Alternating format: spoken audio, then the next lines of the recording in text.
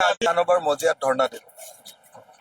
কেলে ধৰ্ণা দিলো? ৰাজ্যপালে যিমান সময় ভাষণ দিছে অকমান সময় থাকিলেগে আৰু তাৰ গোটেইখিনি সময়ে মই ধৰ্ণা দিলো, গালি পাৰিলো, চৰকাৰক সমালোচনা কৰিলো। কাৰণ ৰাজ্যপালৰ ভাষণটোত যিবিলাক কথা কৈছে বাস্তৱত কোনো মিল নাই। ৰাজ্যপালৰ ভাষণত কৈছে যে আমাৰ অসমৰ অৰ্থনীতি, গোটেই পৃথিৱীৰ অৰ্থনীতি বেয়া হৈ গৈছে, কিন্তু অসমৰ অৰ্থনীতি বোলে সুস্থিৰ হৈ আছে। মই ক'লো যে ৰাজ্যপাল মহোদয়, আপুনি ৰুম জ্বলি থাকোতে যেনেকৈ আপোনাৰ তাৰ সম্ৰাট নিৰুৱে বাঁহী বজাই আছিলে, আপুনি তেনেকুৱা ধৰণৰ কাম কৰি আছে। কাৰণ ৰাজ্যপাল ডাঙৰীয়া, আমি দেখিছো যে গোটেই অসম জুৰি অৰ্থনৈতিক সংকটে মানুহক গ্ৰাস কৰি পেলাইছে। অসম জুৰি সমগ্ৰ অসমৰ মানুহক অৰ্থনৈতিক সংকটে গ্ৰাস কৰিছে। এটা গেছ চিলিণ্ডাৰ বিচাৰি পাবলৈ নাই। এটা গেছ চিলিণ্ডাৰৰ দাম 692 টকা, 962 টকা, কিন্তু সেই গেছ চিলিণ্ডাৰ বিক্ৰী হৈ আছে 3000 টকা।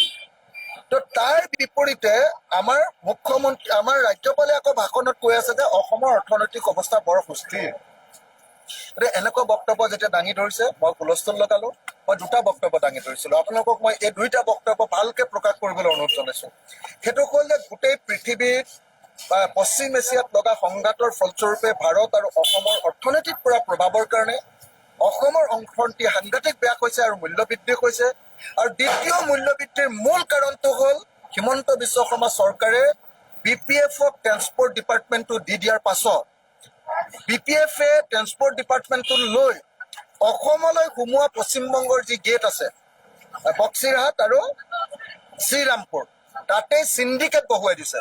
আৰু প্ৰত্যেকখন অসমলৈ অহা গাড়ীৰ ওপৰত চিণ্ডিকেটৰ অবৈধ গুণ্ডা টেক্স লোৱাৰ কাৰণে অসমত বস্তুৰ দাম অধিক বৃদ্ধি পাইছে। গতিকে দুটা বস্তু একেবাৰে চিঞৰি চিঞৰি মই ৰাজ্যপালক 3 ফুট ওচৰৰ পৰা চিঞৰি চিঞৰি কৈ আছো যে ৰাজ্যপাল ডাঙৰীয়া, মুখ্যমন্ত্ৰী আৰু BPFে চিণ্ডিকেট চলাইছে অসমত, এইটো আপুনি বন্ধ নকৰিলে মূল্য বৃদ্ধি কম নহয়। মই কৈছো যে দেশত যি সংকট আহিছে, এই সংকটৰ পৰা মূল্য বৃদ্ধিৰ পৰা ৰক্ষা কৰিব লাগে। আমাৰ ছাত্ৰ ছাত্ৰীসকলে গেছ চিলিণ্ডাৰ বিচাৰি পোৱা নাই, কিনিব পৰা নাই, 3000 টকা হৈছে, তাৰ ব্যৱস্থা কৰিব লাগে। মুঠতে মই আজি আমাৰ সংসদীয় ইতিহাসত অতি কমেও 45 মিনিট সময় ৰাজ্যপালৰ সন্মুখত চিঞৰি চিঞৰি কেনেকৈ আমাৰ ৰাজ্যখনৰ অৰ্থনৈতিক অৱস্থা সংকটত পৰিছে, মূল্যবৃদ্ধি হৈছে, কেনেকৈ হিমন্ত বিশ্ব শৰ্মাৰ দিনত চিণ্ডিকেটেৰে গ্ৰাস কৰি পেলাই গোটেই বস্তুৰ দাম বঢ়াইছে, তাৰ আচল দৃশ্যটো মই সকলোৰে সন্মুখত চিঞৰি দিলো। ইয়াৰ পাছতো যদি চৰকাৰ নলৰে, তেনে চৰকাৰৰ বিৰুদ্ধে বিদ্ৰোহ কৰাৰ বাহিৰে কোনো বিকল্প নাথাকিব। Thank U.